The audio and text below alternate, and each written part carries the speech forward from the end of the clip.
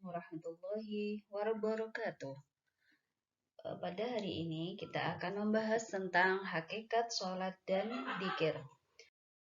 Adapun tujuan pembelajaran yaitu menjelaskan hakikat sholat dan dzikir sebagai pencegah perbuatan keji dan mungkar, menciptakan karya berupa kata-kata hikmah yang mengandung isi bahwa sholat dan dzikir dapat mencegah perbuatan keji dan mungkar, mengimplementasikan sholat 5 waktu dan dzikir secara konsisten sehingga dapat mencegah perbuatan keji dan mungkar. Selanjutnya, pengertian sholat. Sholat secara bahasa berarti berdoa, sedangkan secara istilah yaitu seluruh perbuatan dan ucapan yang dimulai dengan takbiratul ihram dan diakhiri dengan salam. Sholat fardu 5 waktu hukumnya wajib bagi setiap muslim laki-laki ataupun perempuan yang sudah balik. Untuk ketentuan pelaksanaan sholat, syarat wajib sholat yang pertama yaitu beragama Islam, berusia sudah mencapai balik, dan ketiga berakal. Untuk syarat sah sholat yang pertama sudah masuk waktu sholat, suci badan pakaian tempat sholat. Yang ketiga menutup aurat dan yang keempat menghadap kiblat.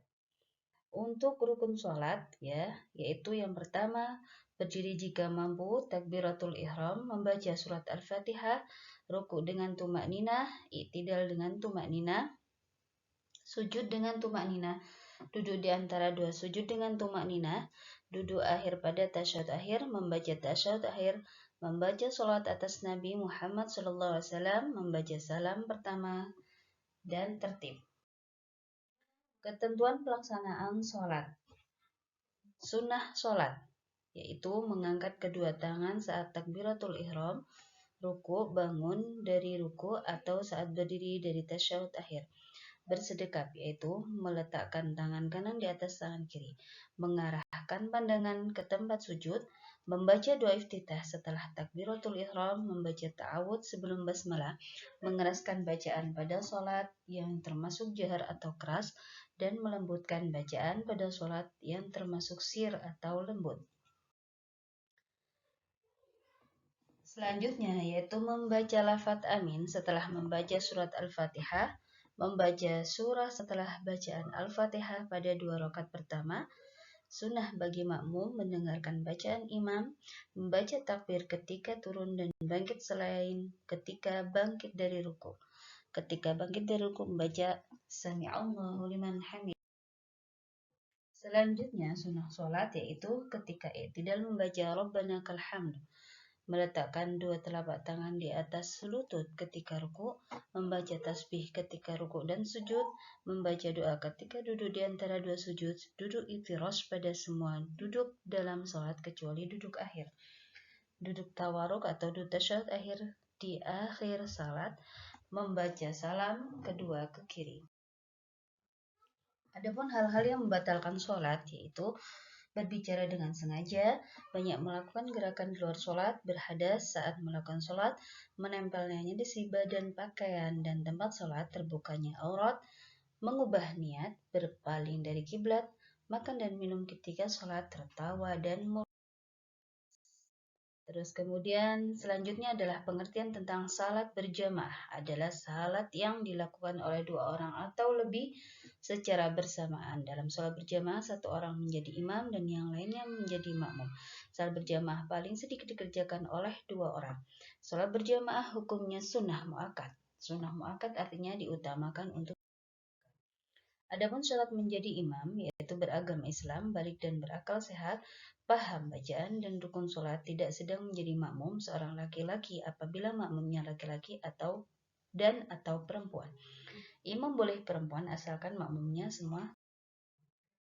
Syarat menjadi makmum, berniat mengikuti imam, mengetahui segala gerakan imam, tempat berdirinya makmum tidak boleh lebih di depan daripada imam, tidak boleh melambatkan diri sehingga tertinggal dari imam lebih dari 2 gerakan salat. Salat makmum harus sama dengan imam, makmum dan imam harus berada di satu tempat. Jika imam melakukan kesalahan, makmum hendaknya mengucapkan subhanallah bagi makmum laki-laki dan bertepuk tangan bagi makmum. Makmum muwafiq yaitu makmum yang sempurna berjamaah dengan imam yaitu mengikuti jamaah dari rakaat pertama sampai terakhir.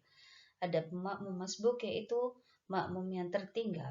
Jika makmum datang terlambat, maka didahulukan dengan niat sebagai makmum dan mengikuti segala gerakan imam, dan selanjutnya kekurangan rakaat makmum disempurnakan setelah imam selesai melaksanakan sholat. Hal-hal yang membolehkan tidak berjamaah, yaitu dalam keadaan hujan dan angin kencang di malam yang gelap, dalam keadaan sangat lapar, haus, dan di hadapannya terdapat hidangan makanan dan minuman, dalam keadaan menahan buang air besar dan kecil, sedangkan waktu salat masih panjang untuk sholat, sakit yang membuatnya sulit untuk sholat berjamaah, merawat orang yang sakit, menjaga orang yang sedang sekarat agar bisa diketahui kematiannya, perjalanan ke masjid tidak aman karena jiwa dan hartanya terancam. Adapun tata cara sholat berjamaah, yaitu diawali dengan adzan dan iqamah. Barisan sholat di belakang imam diisi oleh jamaah laki-laki, sementara jamaah perempuan berada di belakangnya. Imam harus mengatur shaf atau barisan makmum supaya lurus dan rapat. Makmum wajib berniat menjadi makmum pada imam. Makmum harus mengikuti gerakan imam dan tidak boleh mendahului. Selanjutnya zikir, artinya niat kepada Allah dengan cara menyebut namanya. Zikir dapat dilakukan kapan saja kecuali sedang buang air kecil dan buang air besar.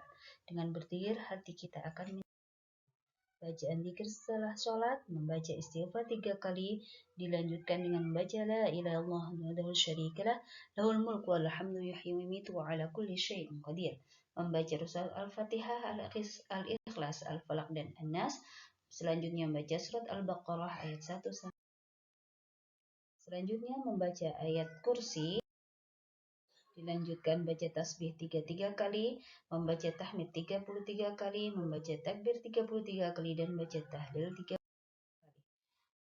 Adapun manfaat menunaikan sholat, yaitu mendekatkan diri kepada Allah sebagai bukti rasa syukur kepada Allah, dapat memancing rezeki, menjadi obat kesedihan, melatih kedisiplinan, mendidik manusia menjadi bersih, memperkokoh rasa persaudaraan antar muslim.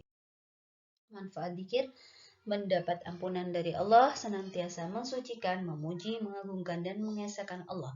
Disiplin dalam segala hal, santun dalam ucapan dan perbuatan, dijamin masuk surga dan terhindar dari neraka. Sekian, terima kasih. Wassalamualaikum warahmatullahi wabarakatuh.